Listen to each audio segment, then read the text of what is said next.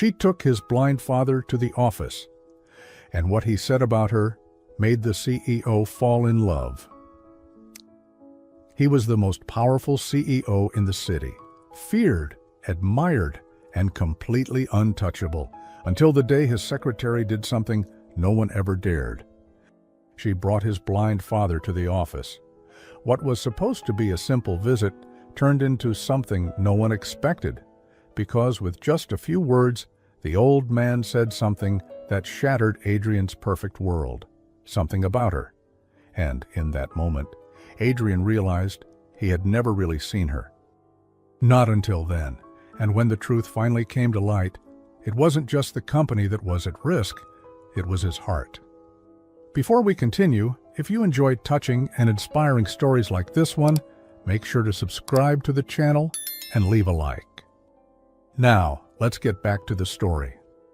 Are you out of your mind? Adrian Cole's voice cut through the silence of the 38th floor like a blade. It wasn't raised, he never needed to shout, but the sharp edge of his tone made every intern in the hallway flinch. Elena Marquez stood still at the center of his office, one hand lightly resting on the back of a chair, the other gently gripping the old man's elbow. The old man smiled, unfazed. "Good afternoon to you too, son." The entire room froze. For a moment, even Adrian did. His jaw tightened, the tendons in his neck visible under the soft collar of his white shirt. He glanced at Elena, then back at the man with the cane, his blind father. "What is he doing here?" Adrian asked, the calm in his voice now laced with something else. Discomfort, perhaps even fear. "I brought him," Elena answered, meeting his eyes. Her voice was soft but steady. "He wanted to see your office." "He's blind," Adrian said sharply, the words colder than he intended. "He doesn't need sight to see what matters." That stopped him. For a fraction of a second, Elena saw something flicker in his eyes, an emotion buried deep. But then it vanished behind the familiar curtain of cold efficiency. "You had no right to bring him here without telling me," he said. Elena's fingers trembled slightly on the chair, but she didn't back down. "He called me, said he hadn't seen you in months, that you weren't answering. He asked for help, just for 10 minutes of your time. That didn't seem too much to ask." Samuel's cane tapped the carpet once, twice, like a quiet rhythm of patience. "I was hoping we could have lunch," he added. "I brought sandwiches, tuna, your favorite, when you were 8. Adrian looked away, jaw clenched so tight, his cheek twitched. "There's a board meeting in 15 minutes, he muttered, mostly to himself. "I'll make sure you're not late," Elena offered. He stared at her, long and hard, as if trying to see past her calm face to the intention underneath. Then he turned and walked to the glass wall, hands in his pockets, back to both of them. Elena gently guided Samuel to the couch in the corner, letting him sit while she set down a paper bag. The silence grew awkward, thick with words no one wanted to say. Samuel, however, had no such restraint. "You've built quite a kingdom here," he said, turning his head slightly toward where Adrian stood. "Feels cold, expensive, efficient." "Just how I like it," Adrian said without turning. Samuel hummed. "Smells like arrogance and overpriced cologne." Elena almost choked on a laugh, but caught herself just in time. Adrian, despite himself, let out a single short exhale through his nose. A near smile.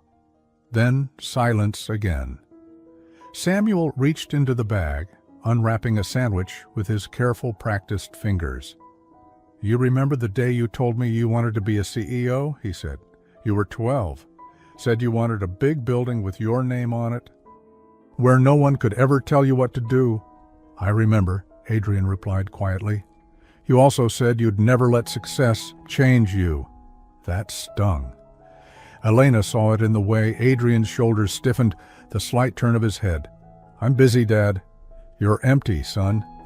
The room went still. Even the hum of the AC felt loud after that. Elena's breath caught, unsure if she should step out, say something, pretend to check emails, anything to soften the moment. But Samuel wasn't done. "You think power makes you untouchable.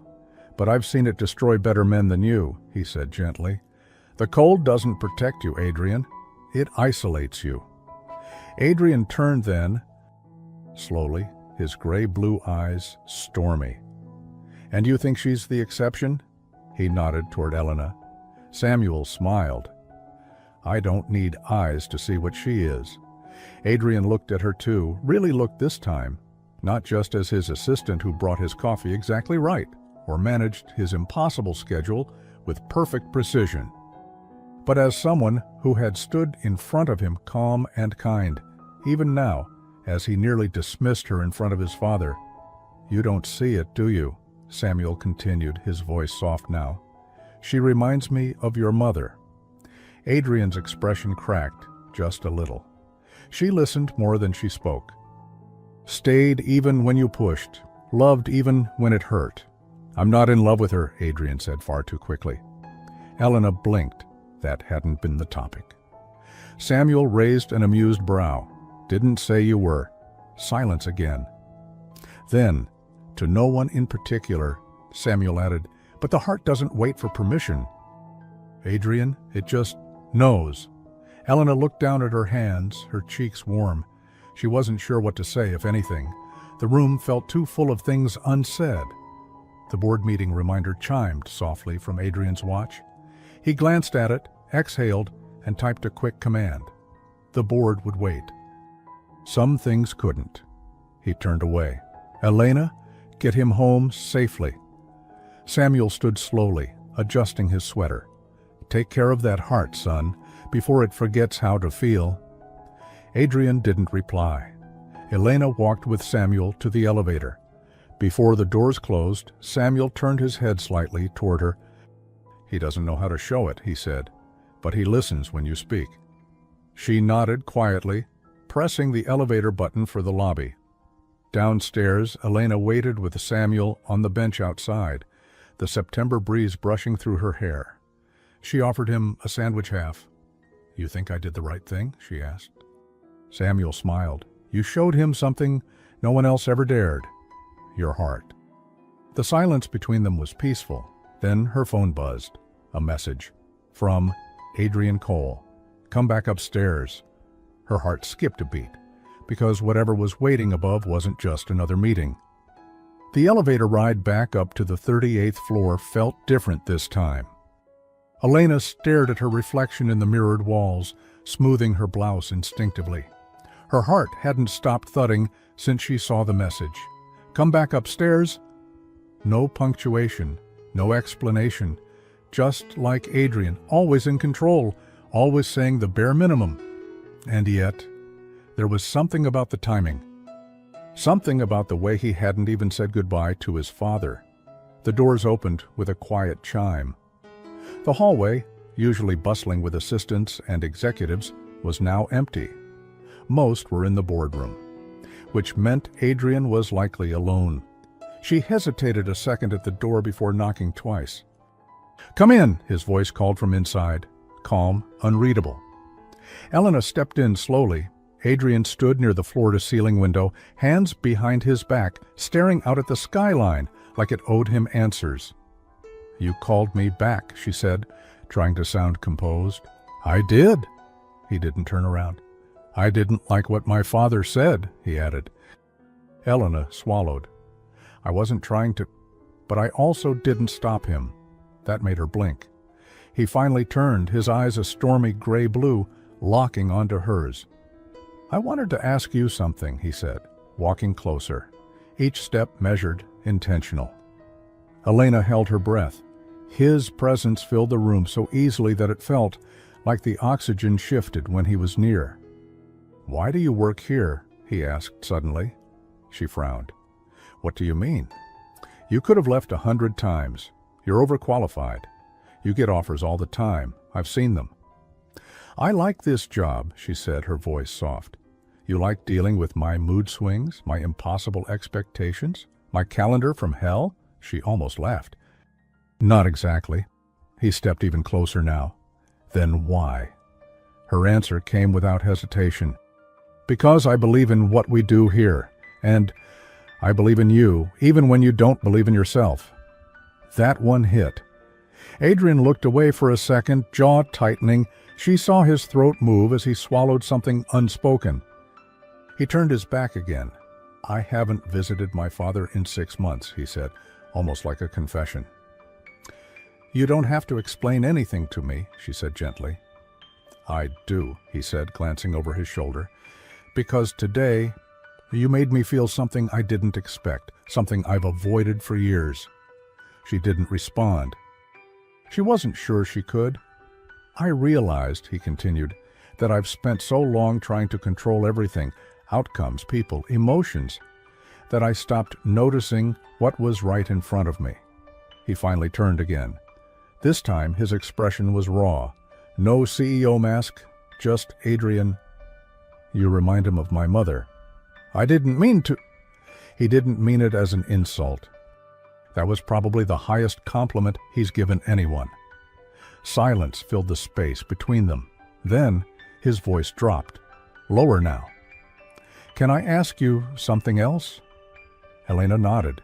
He stepped closer, their distance now barely professional. "Do you see me?" he asked. "The real me, not the job, not the title." "Me." Her heart thudded.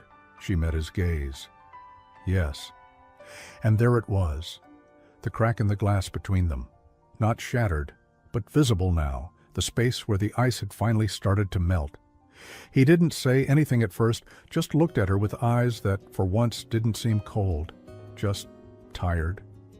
Human. And then the door burst open. "Mr. Cole," Tara, his chief of staff, blurted out, breathless.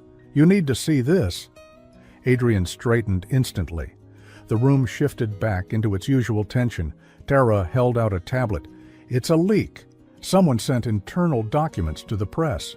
The acquisition you've been planning. It's out." Adrian took the tablet, scanning it quickly. His jaw clenched. "Who did this?" "No idea yet, but legal's already on it." "I want names in 10 minutes, he growled. "Shut down all external comms. I want every non-essential server offline." Elena stepped back, the atmosphere suddenly 10 degrees colder. Adrian turned to her. "Stay." It wasn't a request. She stood still as Tara left, closing the door behind her. He paced once, then stopped.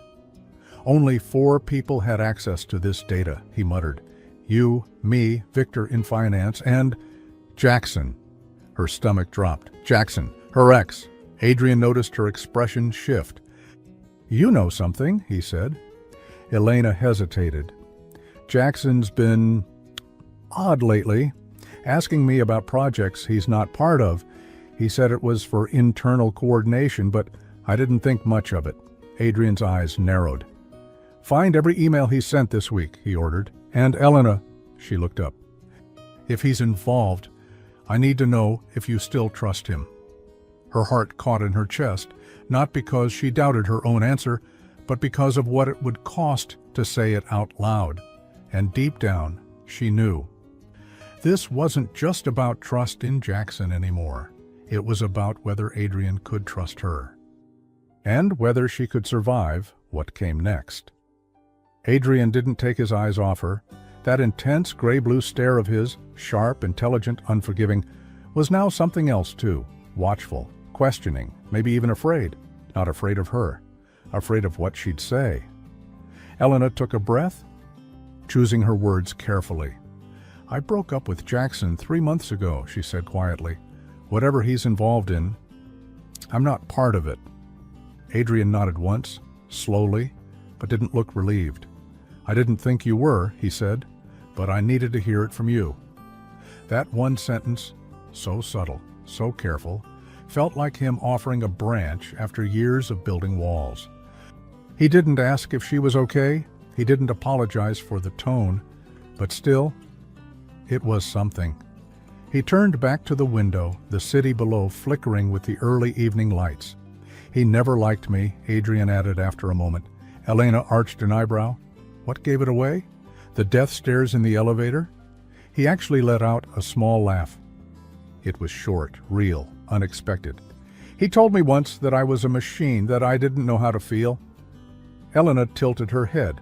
"Well, You did just threaten to shut down an entire server room with the same tone most people use to order coffee. Adrian smirked. A little. Barely. It was the closest thing to warmth she'd ever seen from him during a crisis. He tapped the side of the tablet, then handed it to her.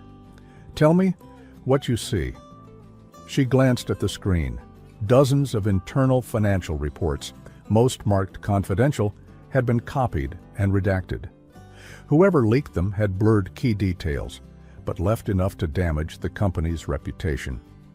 He was smart, she murmured, took just enough to look harmless, but this could tank the deal.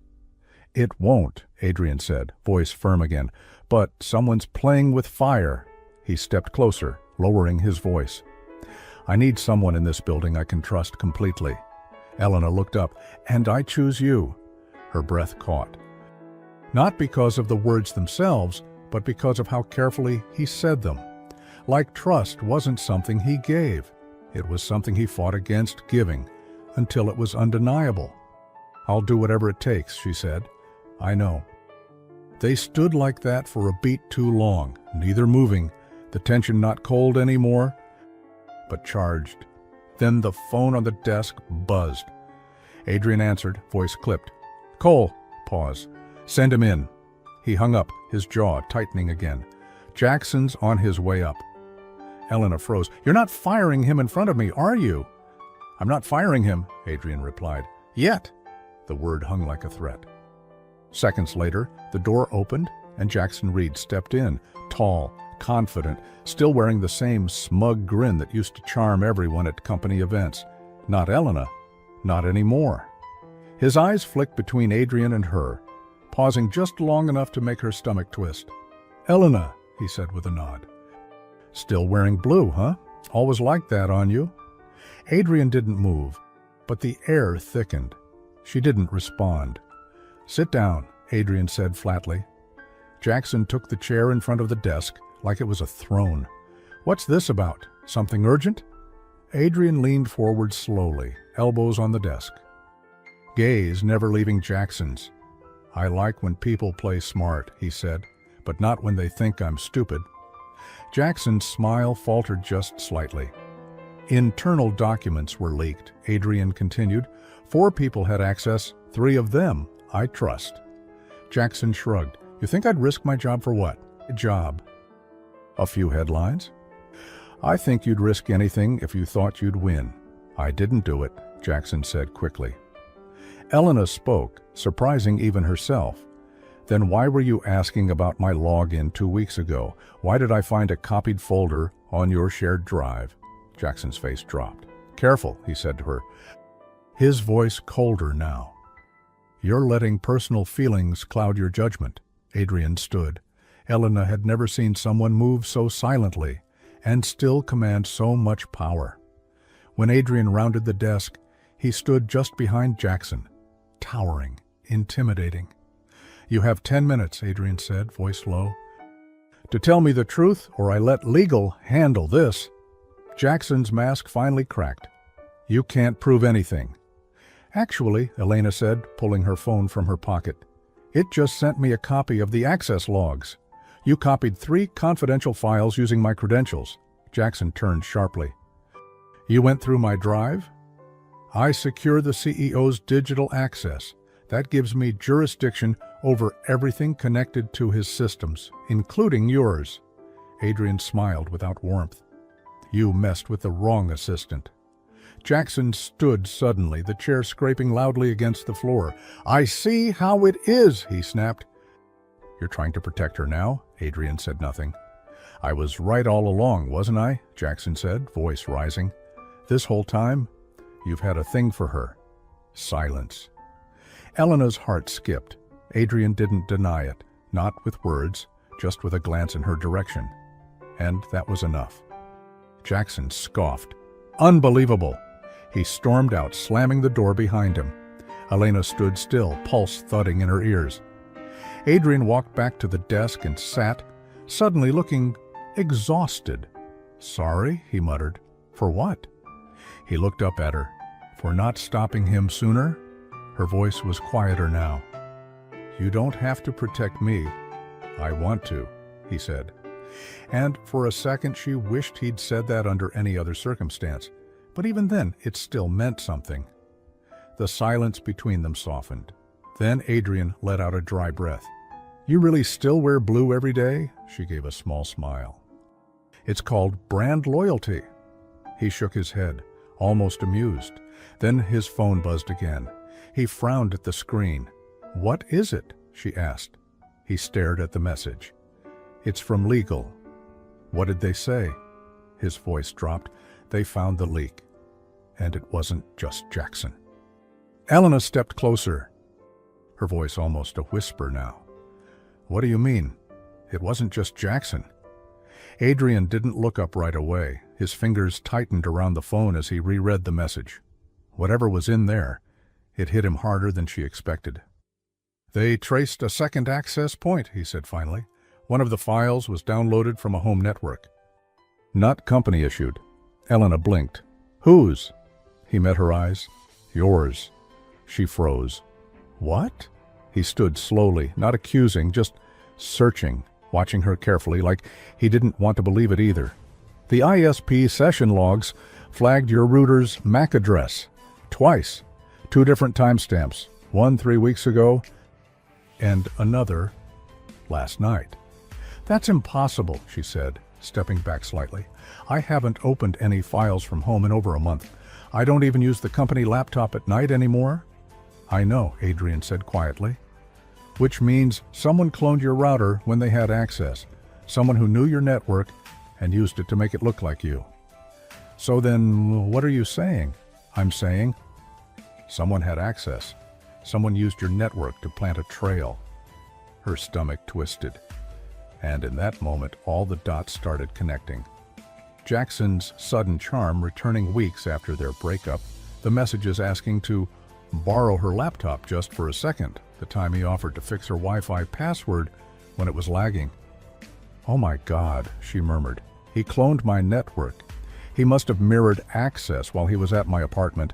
He used my trust against me. Adrian's jaw clenched. He wanted you to take the fall if anything went wrong, and the worst part?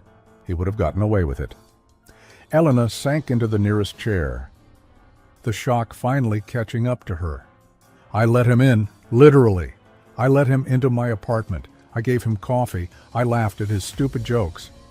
And the whole time, Adrian knelt in front of her, leveling his gaze with hers. You're not stupid. Her eyes welled up, but she didn't let the tears fall. You have no idea what it feels like to realize you've been used. I do, he said. The quiet confession caught her off guard. He didn't elaborate, but the weight in his voice said enough. He'd been there too, maybe in business, maybe in family, maybe in love. She looked down at her hands, fidgeting. I should have seen it coming. People like him are good at hiding their intentions, Adrian said. That's why they always underestimate people like you. People like me? He softened.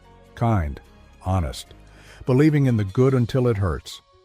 She gave a short, breathy laugh. That sounds dangerously close to a compliment. It was. He stood, offering his hand. She hesitated, then took it. His fingers closed gently around hers, warm and steady. We're going to fix this, he said, together. And for the first time since this whole mess started, she believed him. Later that evening, the office had mostly emptied out. Only the soft hum of the floor lights and the quiet buzz of cleaning staff echoed through the halls. Adrian sat across from Elena in the private conference room. Between them, 3 laptops, 2 untouched coffees, and 1 printed list of every access log from the last 30 days. You're better at this than half the cybersecurity team, he said, watching her scroll. Please, I cried during a Google Docs permissions tutorial once. He chuckled, an actual chuckle, and leaned back in his chair. Still, you've been 4 steps ahead of everyone today. Desperation is a good motivator, she mumbled, zooming in on another highlighted file. And rage. Don't forget rage. Trust me, I haven't forgotten. She paused. Are you going to press charges? Yes, he said simply. and I'm going to make sure he never works in this industry again." She nodded, then hesitated. "And what about me? What about you? If my name's tied to the breach, even as an unknowing access point—" "I won't let that happen," he interrupted, firm now. "You're not the villain in this story, Elena. You're the only reason I even found the truth." Her throat tightened again. "I didn't think you'd defend me. I didn't think anyone ever would," he said. "But here you are." She glanced at him, quietly surprised. Adrian reached for his coffee, then paused. "You know, my father was right." Elena blinked. "About what?" "You do remind me of my mother." She raised an eyebrow. "Was she stubborn and caffeine-dependent too?" "No," his voice softened. "She was the only person who ever made this life feel like it had meaning." Elena's smile faded slowly, not out of sadness, just the weight of his words. "Thank you," she said gently. He looked at her, eyes meeting hers again across the dim table. "I didn't thank you earlier for bringing him here." "You don't have to." "I do, because I don't think I would have really noticed you, if he hadn't said what he did." Silence. Warm, charged, undeniable. But before either of them could say another word, Adrian's phone lit up again. He glanced down, then frowned. "What is it?" Elena asked. He handed her the screen, a single text message from an unknown number. "She's lying, and I can prove it." Elena stared at it, her blood suddenly cold. "Do you think that's Jackson?" Adrian shook his head slowly. "No, he doesn't play this quietly." "Then who?" Adrian was already dialing a number. "Only one way to find out." As the line rang, Elena sat back in her chair. The panic wasn't just about the message anymore. It was about one terrifying possibility. There might be someone else, someone closer than they thought. The call went straight to voicemail. Adrian lowered the phone slowly, his expression unreadable.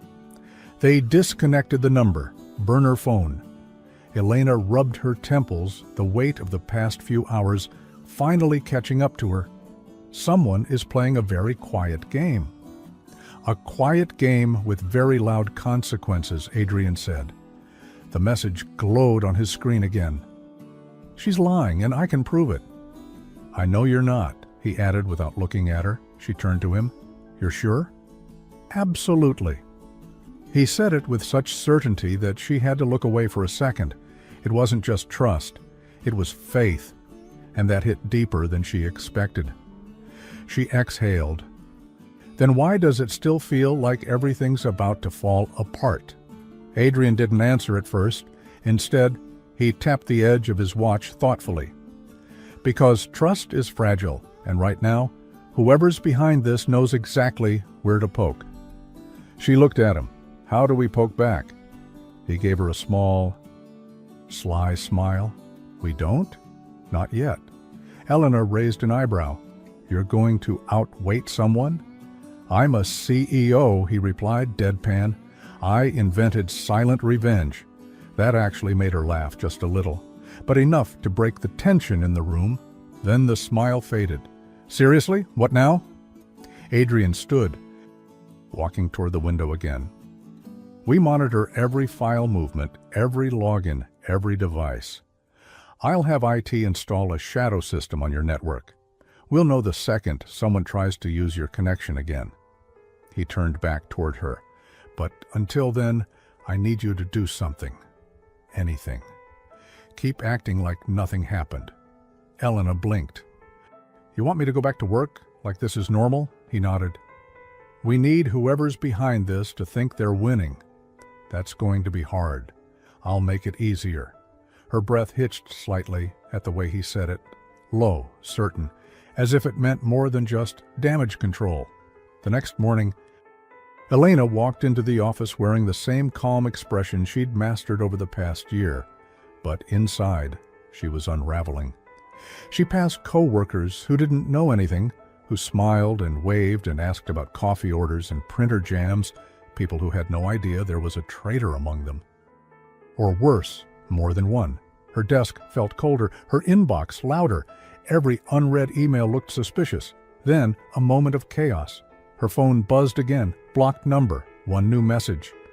"You missed something." She stared at it, heart pounding. No attachment, no link. Just that. Elena stood, phone in hand, and walked straight to Adrian's office. She didn't knock, just stepped in and held the screen out. "They're watching me." Adrian scanned it quickly. Then, "Whoever it is, they're escalating." "I thought we were ahead of them," she said.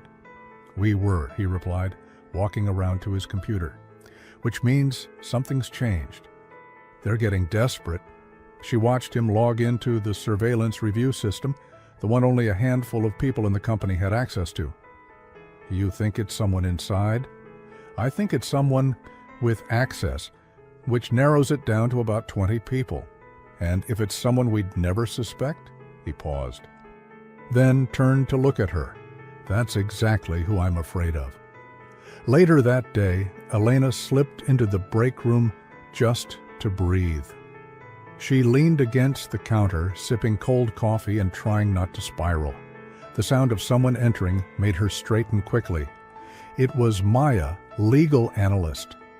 Sweet, quiet, the kind of person no one really noticed until now. "Oh, hey," Maya said, smiling. "Didn't mean to startle you." Elena smiled back, forcing casualness. "Just trying to survive the caffeine shortage." Maya laughed. "Tell me about it. Did you hear about Jackson?" "Yeah," Elena said slowly. "Can you believe it?" "Honestly?" Maya leaned in a bit. "I always thought he was kind of sketchy." Elena tilted her head. "Really?" Maya nodded, then took a sip from her thermos. "He once sent me a draft contract with my own notes removed, like he didn't expect me to keep a copy." Elena's mind raced. "You have it still?" "I never delete anything." That tiny spark of hope lit up.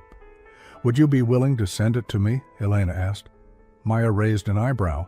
"Is this part of something?" Elena hesitated. "It might help clear something up." Maya paused for a second, then nodded. "I trust you." Those words echoed harder than they should. Elena smiled. "Thanks." That night, Elena forwarded the document to Adrian from home. She was just about to shut her laptop when her screen flickered. For a split second, everything went black. Then came back, and there it was, a folder, one she hadn't opened, never created, sitting on her desktop. Labeled, "Keep Quiet." Her blood ran cold. She clicked it. Inside, 3 screenshots of confidential financial sheets. 1 clipped image of a private company email, and 1 photo of her in her apartment, taken from outside the window. She staggered back from the desk, one hand flying to her mouth. Then her phone rang. "Adrian? Elena?" Her voice barely came out. "They were in my apartment." "What?" "They left files on my laptop, and there's a photo of me in my living room." Adrian didn't even hesitate. "I'm coming to you, now." She stared at the screen. "They're not trying to scare me," she whispered. "They're trying to silence me." Adrian arrived in less than 15 minutes. Elena barely processed the time. One moment, she was staring at the glowing folder on her laptop. The words, "Keep Quiet," burned into her thoughts. And the next, her intercom rang. She opened the door before she had time to worry if she looked okay. And there he was. No blazer, shirt sleeves rolled to the elbow, hair tousled from the wind. His breath was a little unsteady, like he'd rushed the whole way here without stopping. But what struck her most were his eyes, scanning her face, her frame, the room behind her, like he wasn't going to breathe properly until he was sure she was safe. "Are you okay?" he asked, already stepping inside. Elena shook her head, wordless. He closed the door behind him with a soft click, but the air around them still felt tense, electric. Adrian's gaze landed on her laptop, still open on the kitchen table. "Show me." She nodded and moved aside. He walked over and stared at the screen. Then he clicked the folder. Silence. He scrolled through the contents.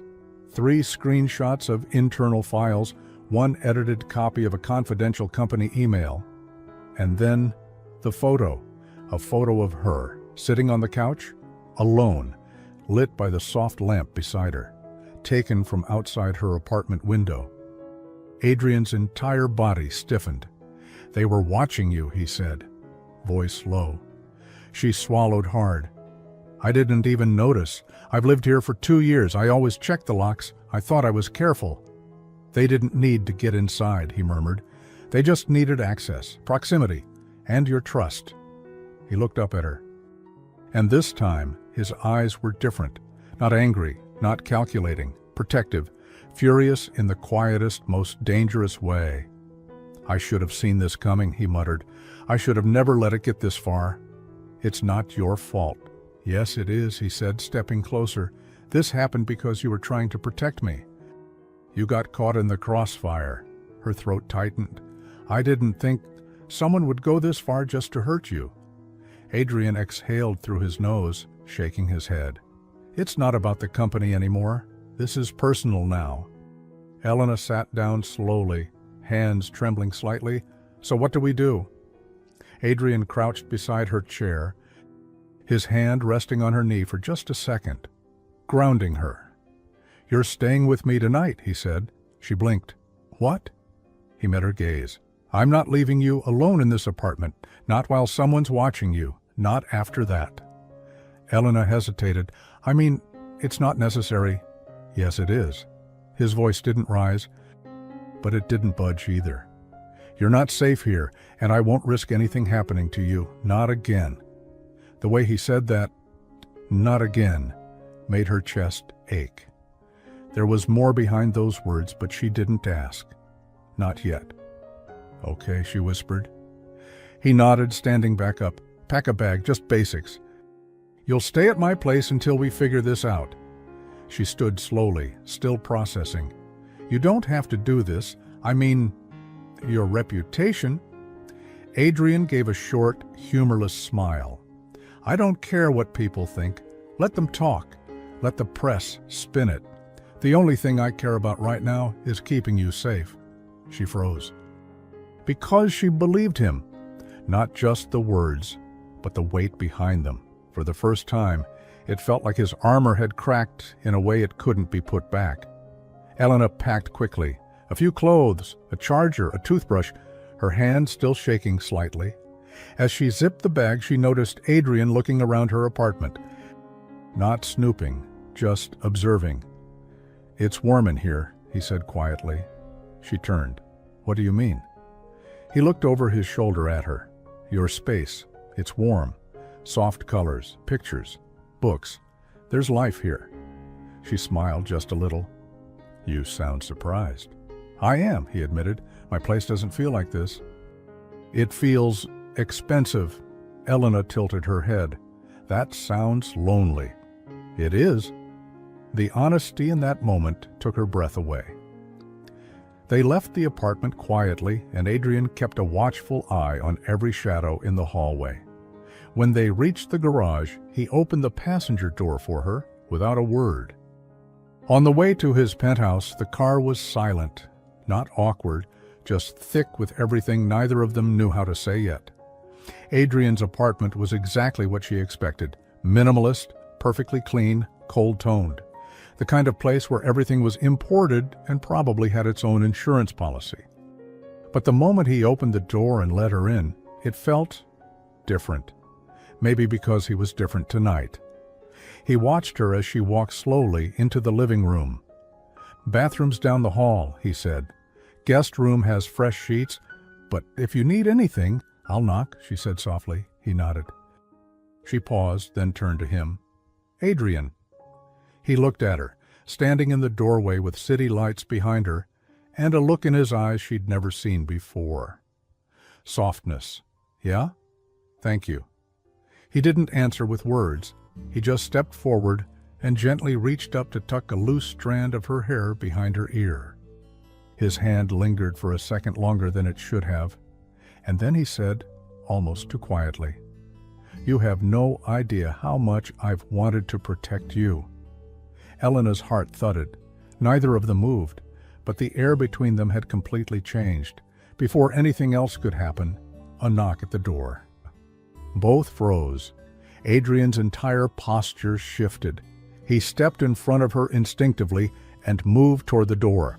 No one was expected. He opened it. No one was there. Only a small white envelope left on the floor. He picked it up, turned it over. There was no name, only a short line, typed and printed on paper. "If she stays with you, you both burn." Adrian stood in the doorway, staring down at the envelope in his hand like it might explode. Elena stepped beside him, her voice quiet but firm. "What does it say?" He turned the paper toward her. "If she stays with you, you both burn." No signature. No smudges. No indication of who left it or when. Just a clean, calculated message left on the floor of a man who had more surveillance than a government agency. And no cameras had caught it. Later, Adrian would learn there had been a temporary blind spot from overnight maintenance, one corridor left unwatched for less than an hour. Elena's blood ran cold. "They know where you live," she whispered. "They got past your security." Adrian shut the door hard, locking it twice. "This isn't just a leak anymore," he said. "This is targeted." She stepped back, her bag still hanging from her shoulder. "Should I leave?" His eyes snapped to hers. "No." "You saw the message?" "Yes, and I'm not letting some coward with a printer decide what happens to you." He stepped toward her. "You're not going anywhere. Not tonight. Not until this is over." Elena stared at him, unsure if she should argue or fall into his arms. But he wasn't finished. "I'm calling in a private detail. Someone I trust from before I ever became CEO. They'll monitor the building, review the footage, and stay posted outside this apartment. Nothing gets in without going through them first. They'll also map every blind spot and install temporary sensors in the corridors so no one slips past the cameras again. Adrian, this is starting to feel like something else entirely." He nodded slowly. "That's because it is." She dropped her bag and ran a hand through her hair. "So we've got a corporate leak, a personal vendetta, and someone taking photos through my window?" He smirked slightly. "Welcome to my life. Honestly, yours kinda sucks." That got a small laugh out of him, but it vanished quickly. Adrian walked over to the bar and poured 2 glasses of water. No wine, no scotch. It felt too serious for anything else. He handed one to her. "I'm sorry you're in this," he said, his voice quieter now. "I'm not," she replied without hesitation. He looked at her, brows slightly raised. "You're not?" She shook her head. "Because if this hadn't happened, I don't think we'd be here, talking like this. You'd still be the distant, unreadable CEO who barely looked me in the eye." "I wasn't unreadable," he said, smirking. "You absolutely were." He took a sip of water, then leaned against the counter, watching her. "You know why I never got close to anyone at the office? Because you think emotions are a liability? Because the last time I trusted someone—" He paused, choosing the words carefully. "They cost me everything." Elena stood still. He didn't offer more. He didn't. But she could feel it in his tone. This wasn't about business. This was about someone. Someone who broke something that didn't fully heal. "What did they do?" she asked gently. Adrian took another sip before answering. "She was part of a merger negotiation. We were young. She was brilliant. Said all the right things. I let her in. And she sold everything I told her.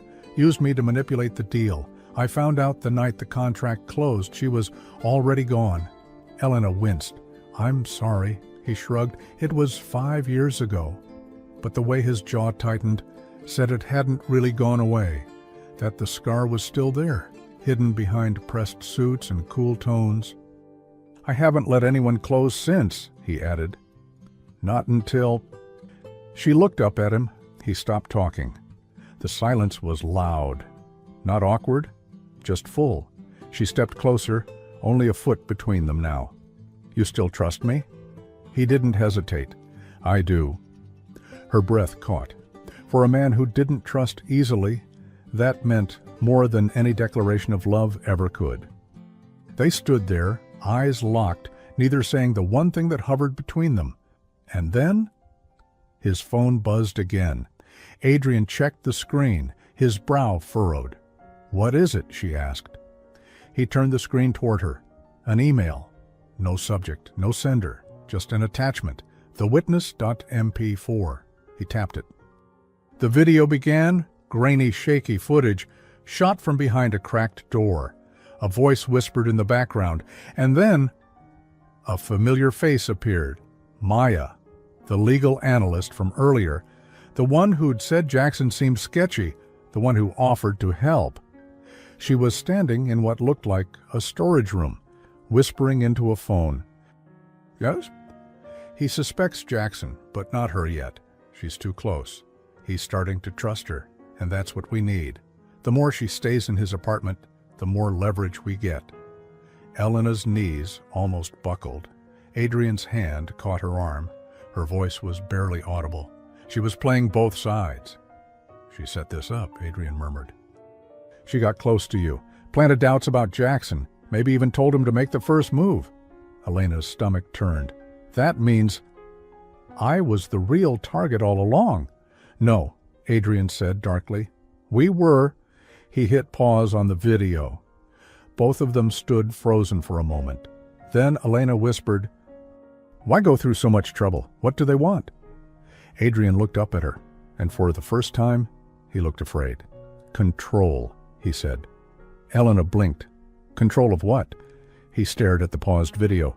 "At me." Elena sat on the edge of Adrian's couch, staring at the frozen frame of the video.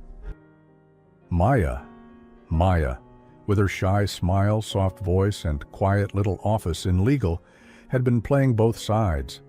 "I don't understand," Elena whispered. "If they wanted information, they already had access. Jackson, the files.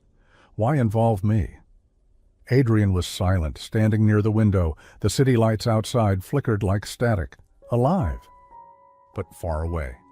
"They weren't just after information," he said. "They were after influence." She looked at him. "They needed to discredit you," he continued, "to make you look like the leak. So if you ever tried to expose the truth, your word wouldn't matter." Elena's stomach sank. "They didn't just want to watch me burn. They wanted to make sure no one would believe me when I screamed." Adrian's fists clenched. "And they used me to do it," he muttered. "Used my reputation, my silence, my distance from everyone to make sure you were isolated." She looked at him then, her voice breaking. "They were counting on you not caring." That hit him harder than she meant. "I cared," he said immediately. "I just didn't know how to show it." His voice cracked slightly, just enough for her to hear the truth beneath the calm. "Everything I've built has been about control," he went on. "Structure, logic, no surprises, no losses. But when you walked into my life, it all started changing. And I didn't know if that was a threat or a gift." She swallowed hard. "And now?" He looked at her like the answer had always been obvious. "Now I'd burn this entire company to the ground if it meant keeping you safe." Silence, real, heavy, meaningful. Then a beep echoed from his laptop. A new message from the private investigator Adrian had called earlier. He opened it quickly. "By scanning. They traced the video's origin," he said. "The original upload was from a burner laptop connected to a cellular router, a 5G hotspot running on a rotating eSIM. No traceable IP." Elena sighed. "Whoever this is, they're professionals, but not perfect," Adrian replied, zooming in on a frame from the video. "Look." She leaned closer. On the left edge of the screen, barely visible, a reflection in a glass cabinet. A man, tall, clean-cut, wearing a headset, holding a camera. Not Jackson, not anyone she knew. "Who is he?" she asked. Adrian's voice was ice. "He's not from the office." "Then where?" He clicked open a private folder. A list of names and photos appeared. Elena blinked. "What is this?" "People who've tried to buy me." She turned. "You keep a list?" I keep a memory, Adrian replied. These are the ones who offered money, favors, influence, all to get inside this company, to get me on their leash. She stared at the screen. And you think it's one of them? Adrian didn't answer. He just zoomed in again and matched the reflection to a face on the list. Vincent Hale, ex-military tech CEO, known for silent takeovers and aggressive leverage plays, smiled like a politician and sued like a shark. He offered to merge last year, Adrian said. Promised access to his surveillance patents in exchange for a 40% controlling stake in coal industries. And you said no? I said never. Elena felt a chill crawl up her spine. So he's building leverage through me. Adrian nodded grimly. And now he thinks I'm vulnerable. She folded her arms tightly across her chest. He's not wrong. That made Adrian pause. She looked up, blinking. I mean, I am vulnerable. My name's tied to the breach. I live alone. I let the wrong person in. I trusted the wrong people. If the press gets wind of this... Elena, he interrupted, walking closer. You're vulnerable, yes, but you're not weak. She looked at him, surprised. You stood your ground in my office. You faced Jackson head-on. You connected the dots faster than my entire board. You're the only reason we're standing here right now, with answers. She let out a shaky breath. That's not how it feels. Then maybe I need to show you how it looks. He held her gaze a second longer.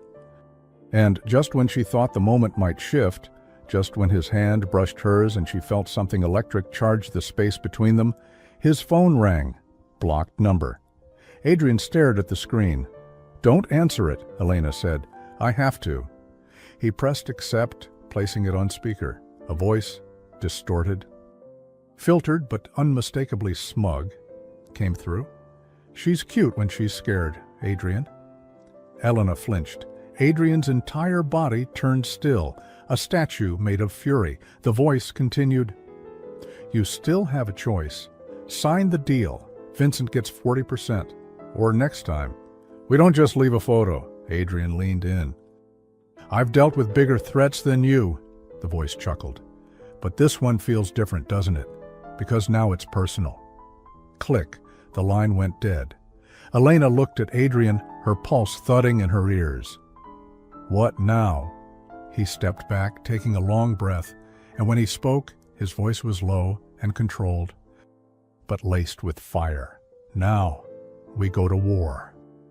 Adrian stared at the dark screen for a long time after the line went dead. Elena stood frozen across the room, her arms crossed tightly over her chest. There was fear in her posture, but behind it, something sharper, determination. I'm not hiding anymore, she said. Her voice quiet but steady. Adrian turned to her. I mean it, she added. They've been trying to turn me into a pawn, use me to get to you, but I'm done playing the victim. I want to fight back. He watched her for a long moment. She didn't shrink under his gaze. She stood tall, even though her eyes were tired and her body visibly carried the weight of the last few days. And for the first time since everything started, he let himself feel it, not just the instinct to protect her, but something deeper, a sense of awe. You've already been fighting, he said. You just didn't realize it. She gave him a half smile. Well, I'm ready for the next round. He stepped closer. Then we do this together. Elena nodded. What's the plan? Adrian exhaled slowly, switching into the mode she knew so well. The strategist, the CEO, the man who had built a multi-million-dollar empire brick by ruthless brick. Hale's using information as leverage, so we take that away. We flip the narrative. You said he wanted 40% of coal industries, Elena recalled. Control through a silent merger. If I sign under pressure, it won't look like blackmail. It'll look like a deal. But if we expose what's really happening before he gets what he wants, he loses everything, she finished. Adrian nodded. Exactly. And Maya? She's the key, he said. She's still feeding him intel. We use that. Give her what she's looking for, make it seem real. Then we track the leak in real time. Elena narrowed her eyes, the idea forming instantly. A decoy contract. Adrian smiled faintly, and not cold this time. There was something close to admiration behind it. You're thinking like me. God help me, she teased. But her voice was warm. They sat down together side by side at the kitchen island. Their laptops glowed in front of them, casting shadows across their faces as the night deepened. Adrian's shoulder brushed hers once, then again, until neither of them pulled away. As they worked, the air shifted, slowly, subtly, from professional tension to something quieter, something closer. You know, Adrian said after a while, not looking away from his screen, this is what I always feared. Elena glanced at him. What? Letting someone in, trusting someone with the parts of me I usually keep locked away. She paused, her fingers hovering over the keyboard. Because you thought it made you weak. I did. And now, he turned to look at her. Now I realize it's the only thing keeping me sane. She blinked, surprised at his honesty. I've spent years being untouchable, he continued, but somewhere along the way, I forgot what it meant to feel connected, to care about someone. Her heart thudded at the implication. I used to think the job mattered most, that the company was my identity, but now, he stopped, watching her face. What? She asked softly. Now I'm more afraid of losing you than I am of losing the company. The silence after that was deafening. Her throat tightened. Adrian? I know this is all insane timing, he said, voice lower now, more vulnerable than she'd ever heard. But the truth is, you matter more than any deal, any empire. You always have. Elena's pulse pounded in her ears. She had no script for this, no strategy, just a heart that was beating way too fast. I don't know what happens after all this, she admitted, but I know I don't want to go back to pretending like you don't affect me. His hand found hers on the countertop. No force, no demand, just presence. She turned her palm upward and their fingers laced. Naturally, quietly, there were no fireworks. No swelling music, just warmth, safety, something real. But just as their world began to settle into that unspoken peace, Adrian's phone lit up, blocked number. Elena felt the tension return instantly. Don't answer it. He stared at the screen. I have to. He tapped accept, placing the call on speaker. A voice crackled through, distorted, filtered through software, yet unmistakably smug. She's cute when she's scared, Adrian. Elena flinched. Adrian's hand tensed in hers. You still have a choice? Sign the deal. Vincent gets 40%, or next time, we don't just leave a photo. Adrian's jaw tightened. You think threats are going to get you what you want? The voice chuckled, low and casual. You're smarter than that. This isn't about threats. This is about pressure. We apply just enough and you'll crack. They always do. I've dealt with worse. Not like this. This is personal, and you're starting to feel it. Aren't you? Click. The line went dead. Silence followed, thick, unmoving. Elena let go of his hand slowly, standing up to breathe. He looked at her. You okay? I don't know. He rose too, walking toward her. They're trying to get in our heads, split us up, break us down. Then we can't let them. Adrian nodded. Fire behind his eyes now. No, we don't retreat. We expose them. The next morning, Adrian and Elena arrived at the office together, but staggered their entry. They kept the masks up. Cool professionalism, quiet distance, but underneath, they were locked in step. Adrian monitored Maya through internal logs while Elena planted the decoy contract in the shared server. A perfect file, complete with timestamps, fake notary approvals, and internal correspondence that looked damning enough to trigger Hale's next move. She's in, Adrian whispered an hour later. She downloaded it. And? Elena asked. A notification popped. The file's been accessed from an encrypted connection, Adrian said. External server, same route as before. They both stared at the screen. "Gotcha," Elena whispered. That evening, Elena returned to her apartment. She only stayed 15 minutes, just long enough to grab a few clothes and check the windows. Everything seemed untouched until she walked into the kitchen. There, on the counter, lay a single photo, face down. No folder, no envelope. She turned it over slowly. It was her and Adrian from that morning, standing too close near the elevators, smiling, a rare thing for both of them. It wasn't a candid office photo, it was personal. On the back, a message scrawled in black ink. "You're both in too deep." Elena stood frozen in the kitchen, the photo trembling in her hands. For the first time, she wasn't just scared for herself, she was scared for both of them. And she knew the storm was just getting started. Elena didn't sleep that night. The photo stayed on the nightstand in Adrian's penthouse, flipped over, but still haunting, even with 2 locked doors, a private security team outside, and Adrian only steps away. The feeling remained. They were being hunted. By morning, her exhaustion had settled into something harder, resolve. She stood in front of the mirror, tied her hair back, slipped on a black blazer over a steel blue blouse, and looked herself dead in the eyes. "You're not running today," she whispered. When she stepped out into the living room, Adrian was already dressed. Dark suit, open collar, sleeves rolled slightly. He was staring at the window with his coffee untouched in his hand. "They sent another message," he said, not turning. Elena froze. "What kind?" He handed her his phone. It was a photo of her apartment, taken from inside. Her bedroom, empty, clean, disturbed. Beneath it, TikTok. Her stomach twisted. "They were inside again?" Adrian nodded. "Already wiped the building's surveillance. Our security team is running a trace now. But this isn't just pressure anymore. It's intimidation. They're escalating." He looked at her, "which means they know something's coming." Elena took a breath. "So we hit them now." He blinked. "Are you sure?" "I've never been more sure of anything in my life." Adrian's gaze lingered on her face, the steadiness in her voice, the clarity in her eyes. And he nodded once.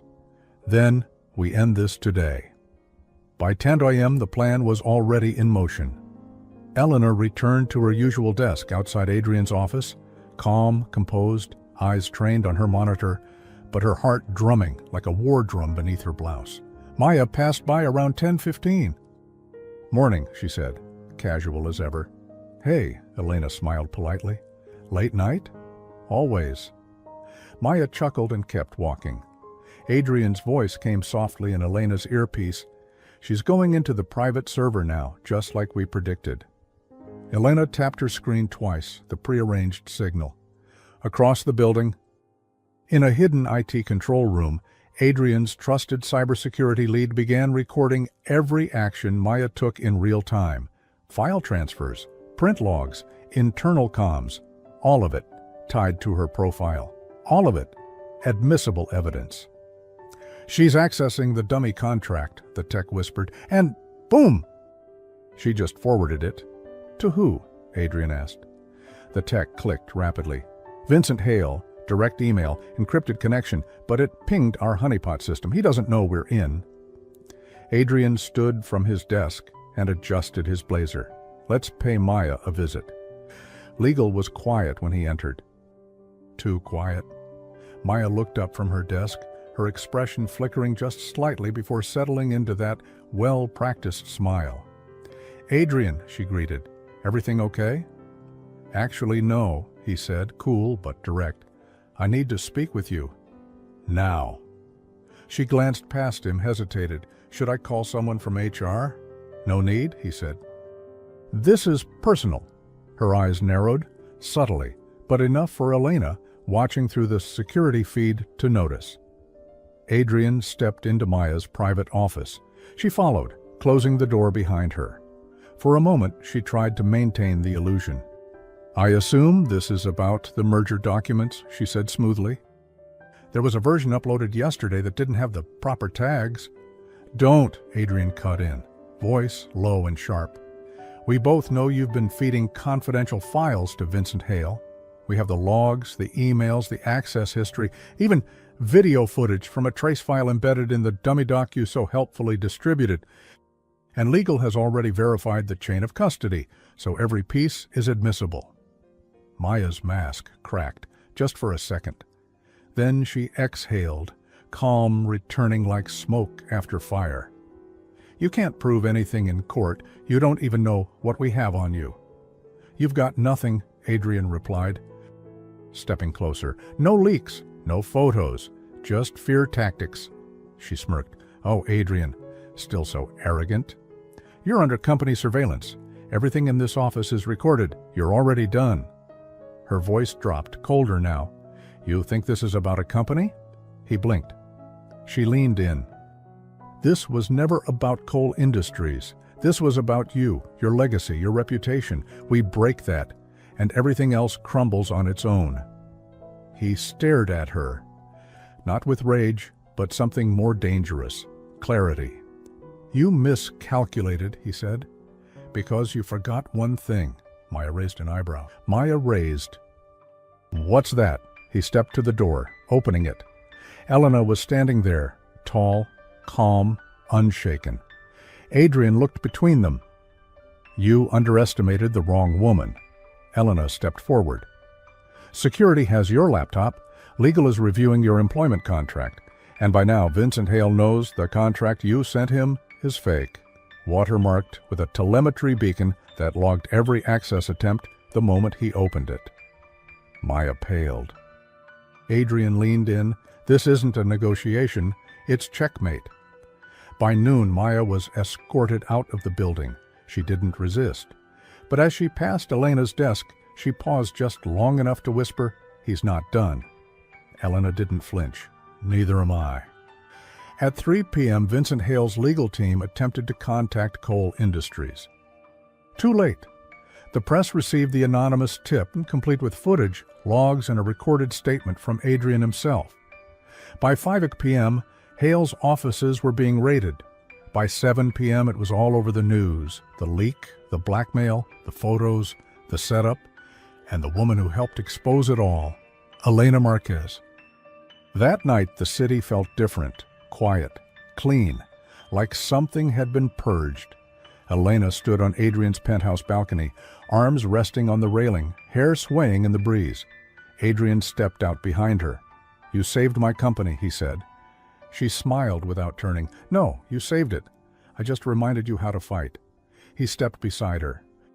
"You did more than that." She looked at him, and this time there were no walls, no titles. Just two people standing at the edge of something new. "I don't want to go back to how things were," he said. "Not professionally, not personally." "I don't either." He took her hand.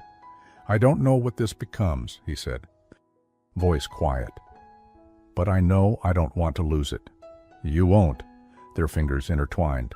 And for once, there were no secrets, no masks, no office between them. Just truth, just the beginning. And then, a soft ding from Elena's phone. She looked down. Unknown sender, one message. "You chose the wrong side." "I'm not Hale." The message was short, direct, and enough to freeze Elena where she stood. "You chose the wrong side. I'm not Hale." Adrian read it twice, the glow from her phone reflecting on his face as his jaw tightened. "If it's not Hale," he said slowly, "then someone else was pulling the strings?" Someone still in the shadows. Elena felt her pulse shift. After everything they'd uncovered, Maya, Vincent, the dummy contract, the media takedown, there was still a piece missing. A deeper player, and worse, someone who hadn't been exposed yet. "Whoever it is," she said, "they know we're still standing." And that means they didn't get what they came for. Adrian stepped away from the phone and moved to the window, staring out at the skyline. Still, powerful, reflective. She followed him with her eyes, watching the tension in his shoulders, the storm behind his eyes. "Should we go to the board?" she asked. "No," he replied instantly. "Not yet. We don't tell them until we have a name. No more half measures. I'm tired of guessing." There was something different in his voice now. Not just anger, resolve, and something else too, fear, not for himself, for her. By the next morning, Adrian's tech team had isolated the message. The sender had used a ghost SIM, bounced off 3 international relays, but left one faint trace, a ping that passed through the coal industry's financial server. That narrowed the list to 2 people, Adrian and Victor Caro, the company's chief financial officer. "I've known Victor for 12 years, Adrian said, pacing in his office. "He mentored me when I was still just learning spreadsheets." Elena sat by the window, hands wrapped around a warm coffee mug. Sometimes those are the hardest people to see clearly. She didn't mean it as a dig, but the words landed harder than she expected. Adrian paused, his gaze shifting toward her. "You think I missed it, that I didn't want to see it?" She hesitated. "I think you didn't want to believe that someone you trusted that much could betray you like this." He turned away, silently acknowledging the truth in that. "I didn't just trust him," he said. "I protected him. I promoted him. I gave him power because I thought he earned it." Elena stood and walked to his side. "He probably did once, but power changes people." He looked at her. "You didn't." She gave him a small smile. "Maybe that's because I never had it. You do now." Their eyes locked, quiet, loaded. Neither spoke the obvious, because he gave it to her. At 10:47 a.m., Victor Caro was summoned to the boardroom. The executive team sat tense and silent as Adrian entered. Elena followed, not at his side, but next to him, an equal. The symbolism didn't go unnoticed. "Before we begin," Adrian said, "I need to show you something." He tapped the screen on the table. A video began to play. It showed login traces, file transfers, the ghost SIM's bounce pattern, and the final pin trace, Victor's office. "Is this some kind of joke?" Victor said, his voice tight. Adrian stared at him. "You used a server only you and I have access to. You bounced the message through your son's apartment, which you've been staying in for weeks. You thought we wouldn't find it, because the Hale scandal gave you cover." Victor's face hardened. "You can't prove I sent that." Elena stepped forward. "Actually, we can," she said calmly. "We traced the encrypted code used to insert the decoy contract. It matches a sequence used on a financial projection file 6 weeks ago, one that only you touched." The room fell silent. Victor stood slowly, his jaw tight. "You don't understand what's coming, Adrian. Hale's money was the only thing keeping my investors from circling like sharks. I carried this company on my back for years. And you still treated me like a subordinate?" Adrian's eyes hardened. "No, you didn't understand what was already here." He nodded once. Security entered the room. Victor didn't resist. But as he was being let out, he looked back over his shoulder, his voice low, controlled. "This won't save you." Adrian met his eyes. "I'm not the one who needs saving." The press got the story the same evening. First, about Victor's arrest. Then, about the final unraveling of Hale's influence. And finally, the woman at the center of it all, Elena Marquez, the assistant who outsmarted an entire scheme designed to break an empire from within. But none of that mattered as much as what came after. Because when the cameras faded and the headlines changed, the only thing that remained was truth, and what it cost to protect it. Adrian sat beside his father on a wooden bench in a quiet part of the park, sunlight cutting through bare autumn branches. Samuel sipped his tea slowly, cane resting across his lap. "I heard," he said. Adrian nodded. "We cleaned it up. Not perfectly, but enough." Samuel smiled. "Perfection is overrated." They sat in silence for a moment before Adrian spoke again. "You were right about her." "I'm always right," Samuel said gently. And they both laughed. "I almost didn't see her," Adrian confessed. "I saw the role, the job, the function, but not the person." "And then?" Samuel asked. Adrian turned toward the lake. "And then you walked into my office and said, The one thing I didn't know I needed to hear? Samuel looked amused. I said many things. You said she reminded you of Mom. The old man nodded slowly, because she listens more than she speaks. She's calm in chaos, and she loved you before you knew how to be loved. Adrian's voice caught. Do I deserve that? Samuel leaned back on the bench. No, but you're lucky, because she loves you anyway. That night, Elena returned to Adrian's apartment, not because she had to, because she wanted to. He met her at the door with no suit jacket, shirt sleeves rolled to the elbows, and something in his eyes she hadn't seen before. Peace. I made dinner, he said. She laughed. Did you make it, or did you order it? Semantics. They ate quietly. Nothing extravagant. Pasta, wine, soft jazz playing in the background. And when the dishes were done, they stood by the window, side by side, looking out at the city they'd fought to protect. I never asked you, he said, what you saw in me. Back when I was cold and distant and kind of unbearable, she smiled. I saw someone trying to survive his own walls, someone smart and driven and secretly kind, even when he didn't want to be. He looked down. I didn't think anyone noticed. I did. He turned to her. She didn't flinch, didn't look away. And in that moment he leaned in, slowly, deliberately, and kissed her. It wasn't urgent, it wasn't rushed. It was real, the kind of kiss that felt like a beginning. 1 month later, a small envelope arrived at Elena's new office. No return address. Inside, a photograph. Her and Adrian walking through the courtyard of Coal Industries, laughing, holding hands, no tension. No fear, just life. On the back of the photo, one line written in simple black ink. Sometimes the only way to see the truth is to go blind. The handwriting was unmistakable. Samuel's? She smiled softly, and this time she didn't feel watched. She felt seen. The end. Would you forgive someone like this? Or would you walk away from a heart once broken, even if it came back stronger? Let me know. Your answer might just be part of the next story. And if this story touched your heart in any way, leave a like, subscribe for more stories like this, and rate this story from 0 to 10 in the comments. I'd love to know how it made you feel. You matter, your voice matters, and your presence here means more than you know. Thanks for watching. See you in the next story.